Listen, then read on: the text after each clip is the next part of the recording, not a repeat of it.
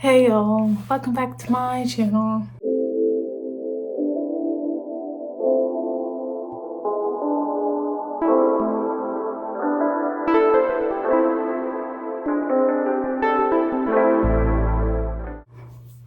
I'm sorry if the lighting's a little bad. Hold on. I think that made things a little bit better. I turned on a different light somewhere. But this is the setup we're working on, so bear with me. We're doing a book haul. It has been a while since I've done one of these, and I have time to now read, so that's what I'm doing. The last of my Amazon packages came today. Now, I only ordered 6 off of Amazon, and I actually ordered them on Amazon Prime Day, and I ordered them at the same time. They just seem to have come from different warehouses and came at different times. It's fine. And then I got books from Target. I went to Target. I had to get some groceries, and they had a buy one get one 50% off sale, and books were already on sale for 20 and 30%. So I said, why not? But I showed a lot of self-restraint because I only bought 2 books. So we're gonna dive into this because yeah, it's a lot of books we have to get through. It's a total of 8, and it's not what the goal was, but it happened. We're gonna start with It Happened One Summer by Tessa Bailey. I actually just finished reading this book the other day, and I will put the prices on the screen. So I'm just gonna read the back because I've already read this book, so I can't really give my entire rundown because I already know what's gonna happen. Piper Belladonna is a fashionable and influential, and her reputation as a wild child means the paparazzi are constantly on her heels. When too much champagne and an out-of-control rooftop party lands Piper in the slammer, her stepfather decides enough is enough. So he cuts her off and sends her and her sister to learn some responsibility running their late father's dive bar in Westport, Washington. Piper hasn't even been in Westport for 5 minutes, and she meets big, bearded sea captain Brendan Taggart, who thinks she won't last a week outside of Beverly Hills.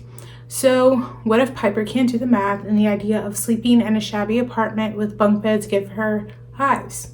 How bad could it really be? She's determined to show her stepfather and the hot, grumpy local that she's more than just a pretty face.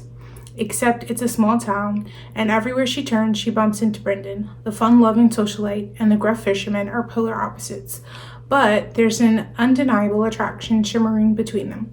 Piper doesn't want any distractions, especially feelings for a man who sails off into the sunset for weeks at a time.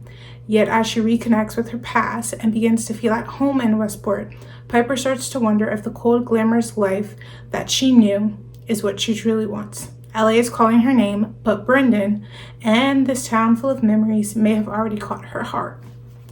So it's actually a series. So this one focuses on Piper, and it mentions her sister that comes down with her. Her sister is Hannah, and the second book is Hannah. This focuses on Piper and Brendan, and then the second one is Hannah and Fox, which Fox is Brendan's like skipper, first mate. Yeah. But this was really good. It was a quick read. It's close to like 400 pages. I think it was like 380. Well, 397 counting the bonus scenes, because in this book it gives the bonus scenes for the next book focusing on Hannah, which I read that and it sounds very interesting, so I'm excited to read Hannah's book. But yes, this is highly recommended. 10 out of 10. I don't want to say too much because knowing myself, I will talk too much and spoil it, but I've already read it and devoured it. It's really good. And the price for this was $15.99.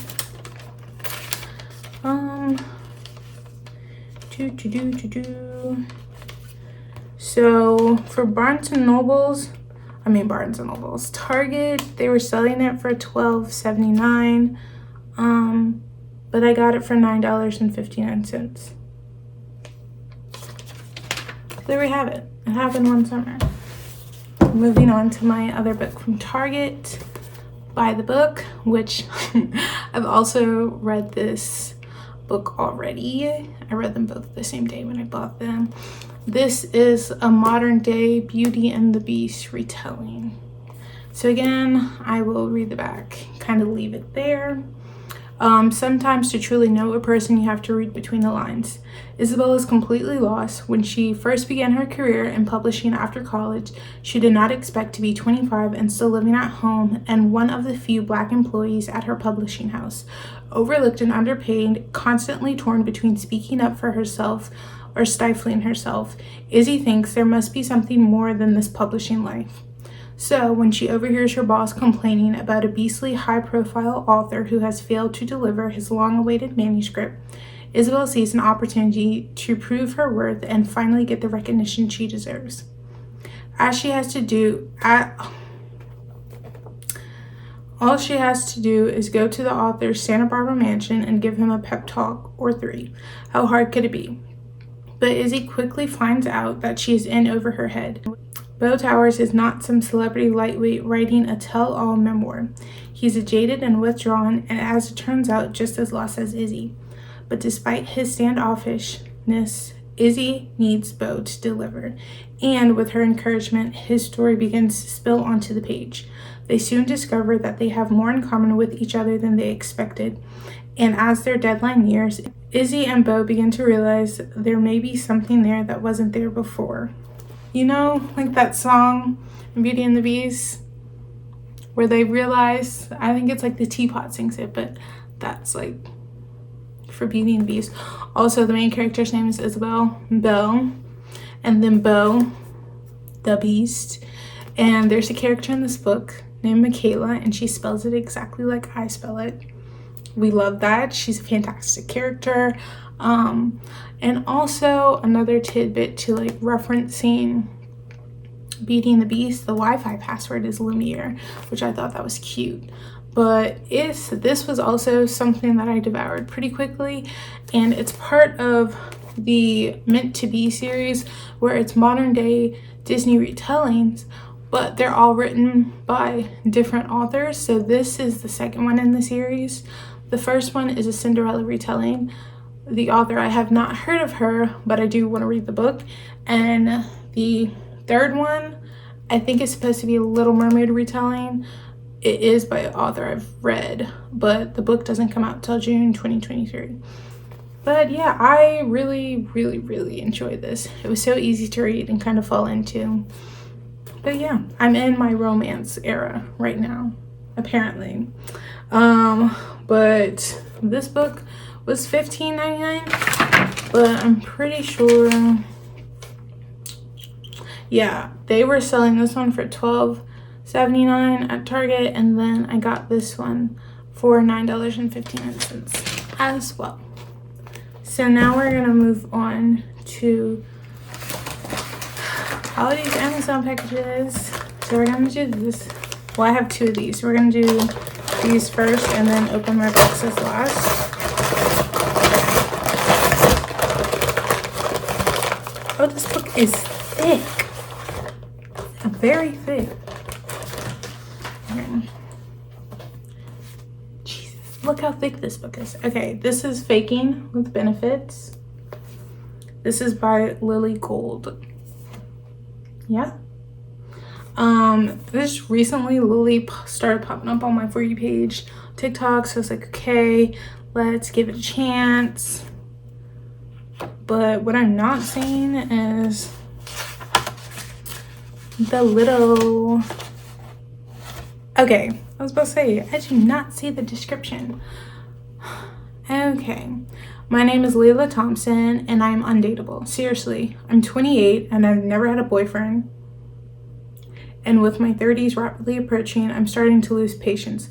Lucky for me, I have 3 overprotective best friends who are all too eager to help phone in my dating skills.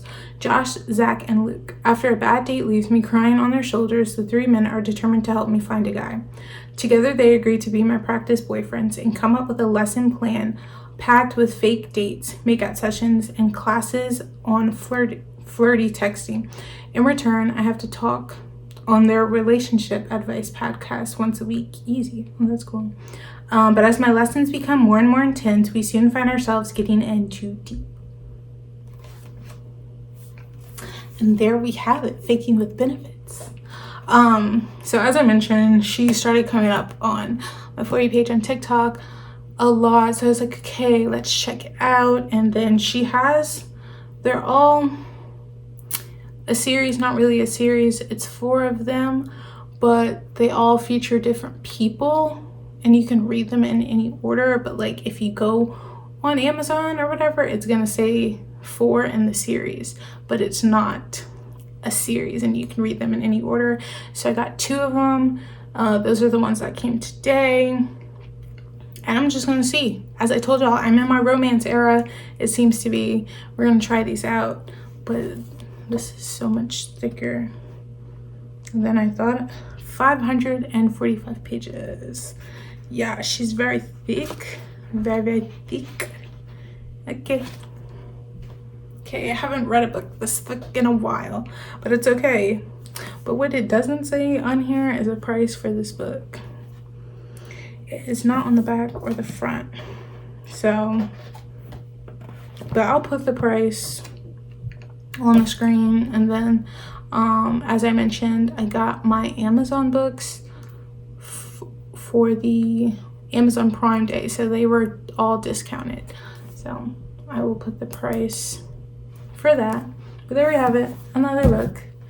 Moving on, this is the other one.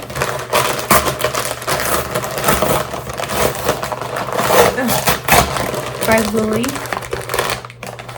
This one doesn't seem to be as thick, appreciated, but it still looks pretty thick. So this is Triple Duty Bodyguards by Lily Gold. So let's find our little,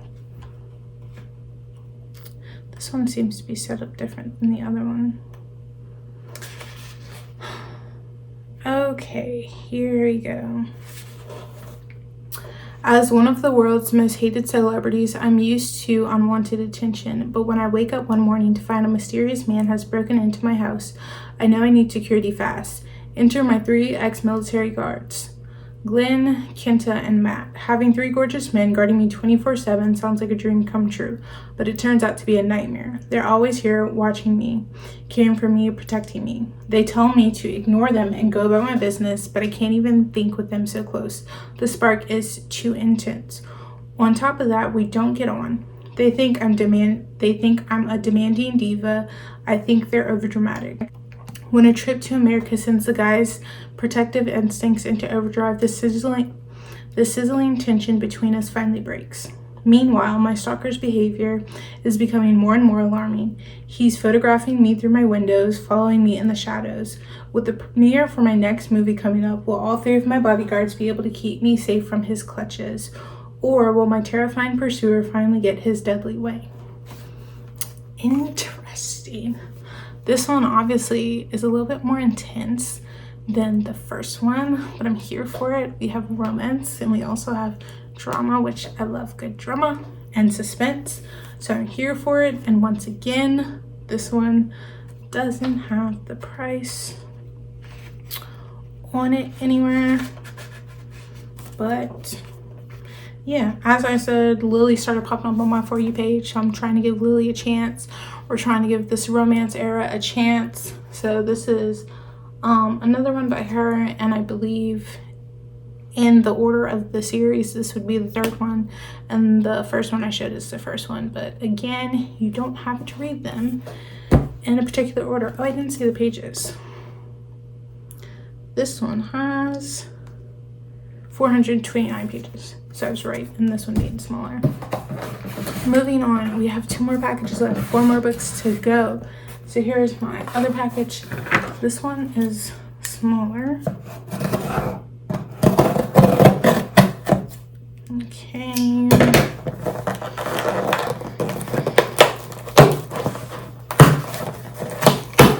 Okay. Hold on. Cute. Okay. So, Belladonna This is by Adalyn Grace, which I've read some of her books before, but this one actually just came out like last month, maybe the month before that, but it just recently came out. It's so pretty. And this is what the actual cover looks like.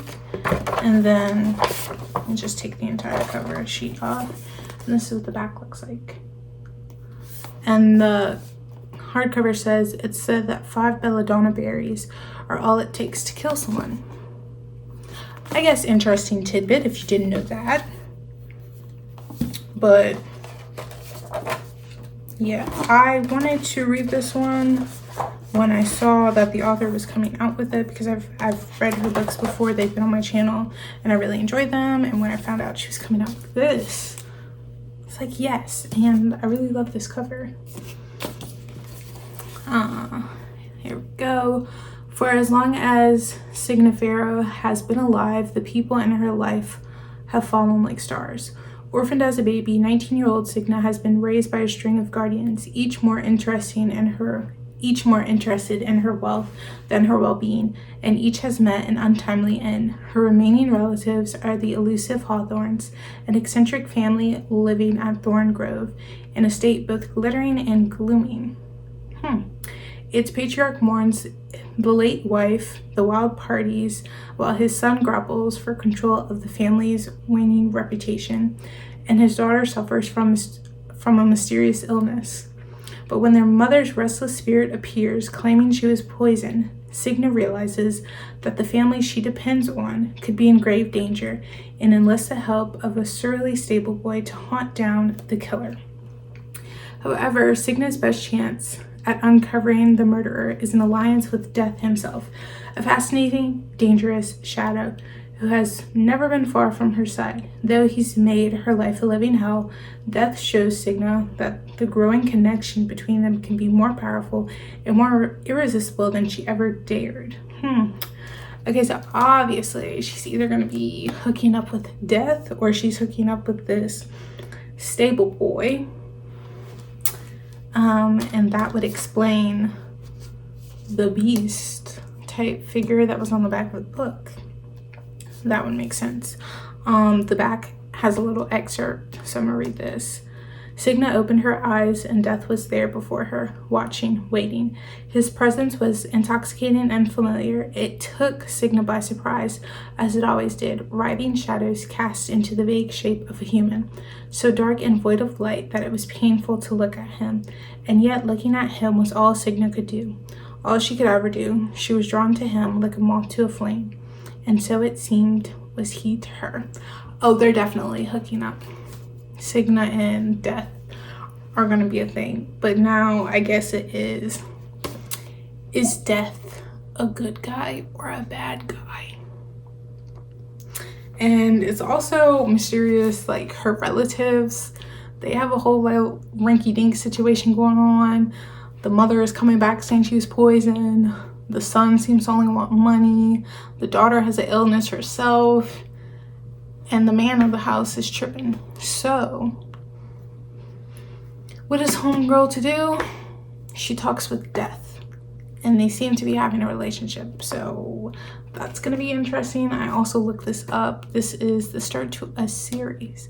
But like I said, this one just came out. So, I'm not exactly sure when the next one is coming out. But I know there is supposed to be a next one in this series. Yeah? Okay. So we'll see what's happening here.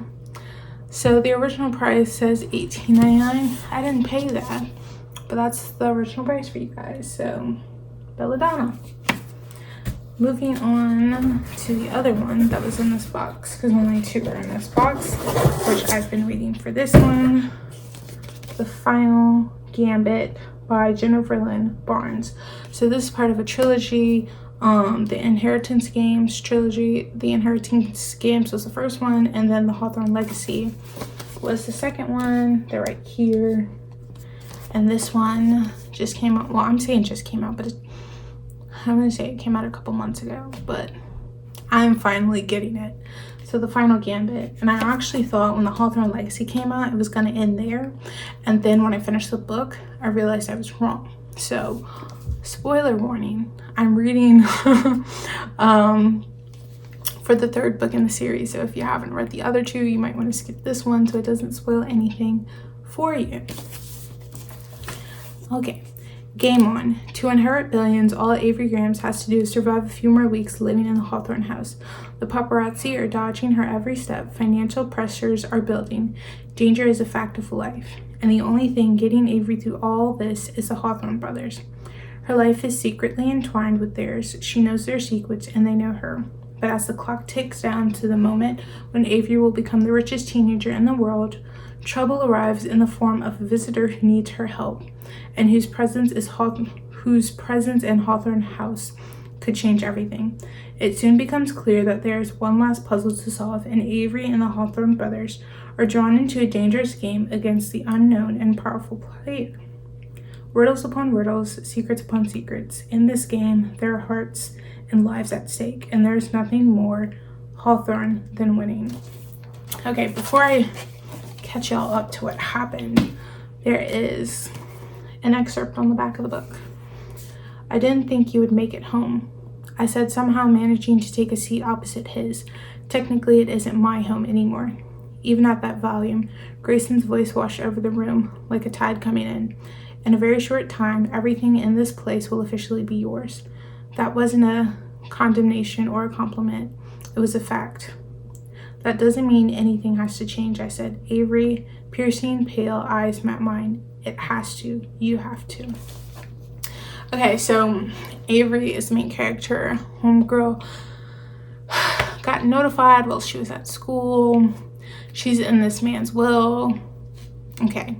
Her sister, which they have the same mom, not the same dad, or they have the same dad and not the same mom. It's been a little minute. But she was getting these notifications, but she was like, I think this is fake. So she didn't tell her sister. So her sister found out at school. They get sent there, and Avery finds out she's inheriting like all this money, but there's stipulations. So then it becomes the Hawthorne brothers that she has to deal with. She has to deal with their parents, their moms, their uncles, who are all fighting for this money and like wondering where Avery came from, like who is she? And on top of all that, there's riddles she has to solve. Someone's trying to like kill her. It's a whole lot going on. So we made it to the third book. I'm hoping she doesn't have as much as a taxing time in the first two, but then it says that some mysterious person is supposed to come and that can cause chaos. So I don't know, but this is the third book, so something has to happen. And also there are two of the Hawthorne brothers that like her and she likes them. So I'm hoping she can finally choose one, because it's been very tiring with this love triangle. I don't want a love triangle. She needs to pick someone because it's too much, and one brother doesn't want to be with her if the other brother likes her, and it's a whole situation. So hopefully she can decide on that while she wins and stays in the house for however long so she could inherit this money, because I can't remember what happens if she doesn't follow the rules. Like obviously she doesn't get the money, but I don't know who would get the money from there. But the final Gambit, Jennifer Lynn Barnes. I've been waiting to finish this series. And the original price is $18.99. So we're moving on to my last package with my last two books.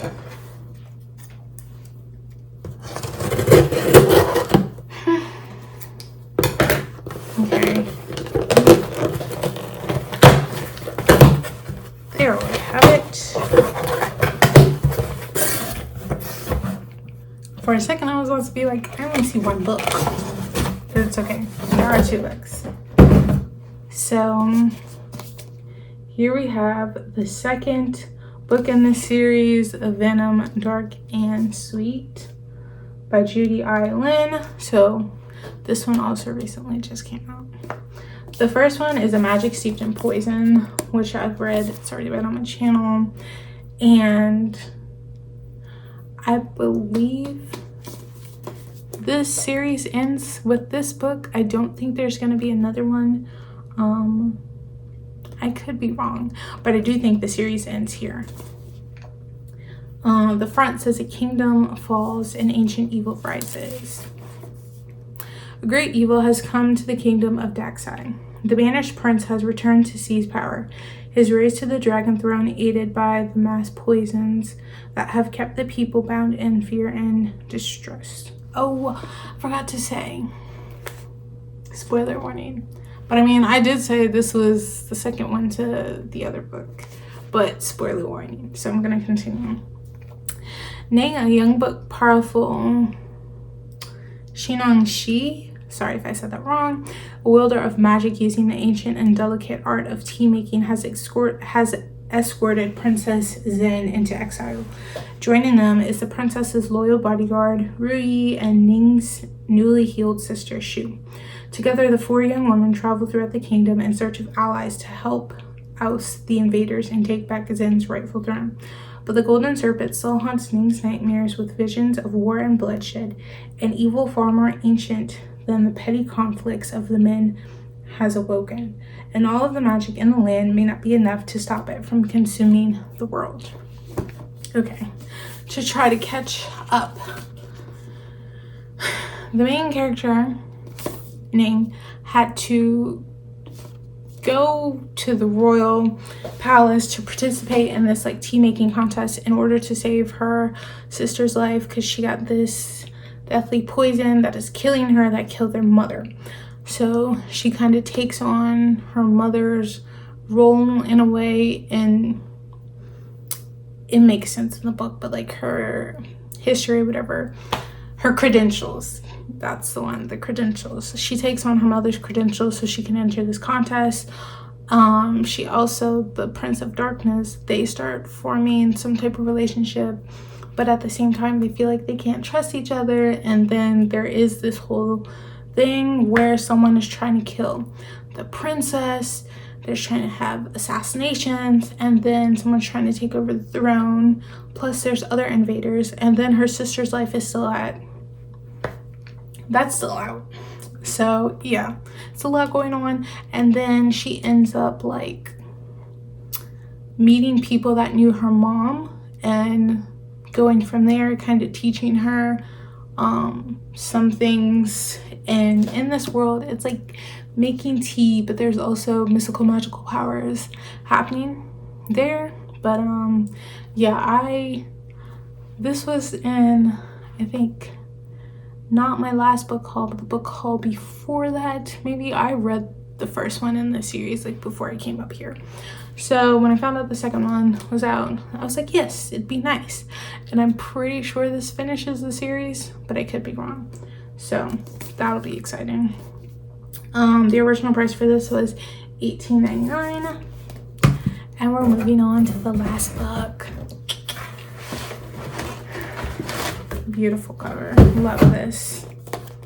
Soul of the Deep, look how cute, by Natasha Bowen. So this was another book I have been waiting on. I read the first one already, Scan of the Sea, read that before I came up here, and this one just recently came out. Now, I know there's supposed to be a third one. I'm not sure if the series is going to end at the third one, but I know this book isn't the end. And because this one just came out, not sure when the next one will be coming out. But yes, but also just take another moment to admire this cover, because the first one is even prettier in person, which I've showed on my channel. And this one, beautiful. But we're going to open it up. Let me see that. Okay, that's nothing.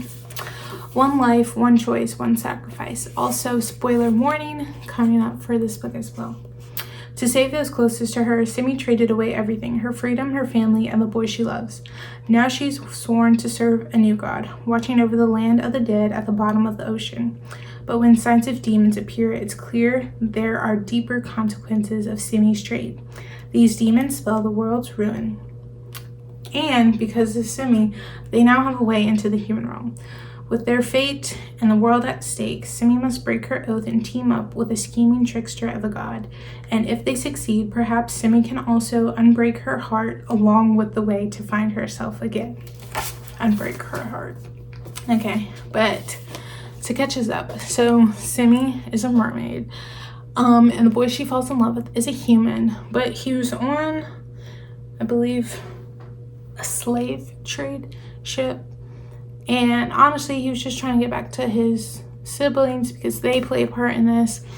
But he is supposed to drown in the water. Simi is a mermaid that's supposed to bring, you know, the souls down, whatever. But instead, she saves him. And that brings imbalance into their world. And this becomes a whole trade thing. She has to trade to do this, to do this. There's evil forces that come up because of what she did. And in order to basically save the day, she has to make a deal with this trickster. And after they save the day or whatever, she has to go be this trickster's, like, I guess, like, not servant, but something of that, because he's banished, like, alone at the bottom of the ocean, so he's, like, lonely. So his thing with Simi was like, you have to stay down here with me in order for me to help you, type of thing, whatever. So she does that, but by doing that, she no longer can be with the boy she loves, and then she can no longer be a part of the Miami Water, which is like the mermaid group that she was with. It makes sense if you read the first book. To continue, sometimes I'm not good at explaining without giving too much away, but that's kind of where we are with this book. And I am excited because I've been wanting to continue, because after that ending, it was a lot going on. And then to find out this isn't the end of the series, that's also really good, because I like a good series that continues. But yeah, and the original price for this book was $19.99. Those are all of my books that I got this time around. So I have some reading to do. I've already read 2 of them, but I'm excited to read some more. But I'm trying to situate myself, run through the books again. Soul of the Deep by Natasha Bowen. A Venom, Dark and Sweet by Judy, Lynn. The Final Gambit by Jennifer Lynn Barnes. Right, I'm moving forward. Belladonna by Adalyn Grace. Yeah. Triple Duty Bodyguards by Lily Gold. Then Faking with Benefits, also by Lily Gold. By the Book by Jasmine Guillory. I hope I said that right. And then lastly, What Happened One Summer by Tessa Bailey. And those are all of my books. Yeah, I have some reading to do. But if you like this video, please give it a thumbs up. If you would like to see more, please hit the subscribe button down below. Peace and blessings, my loves.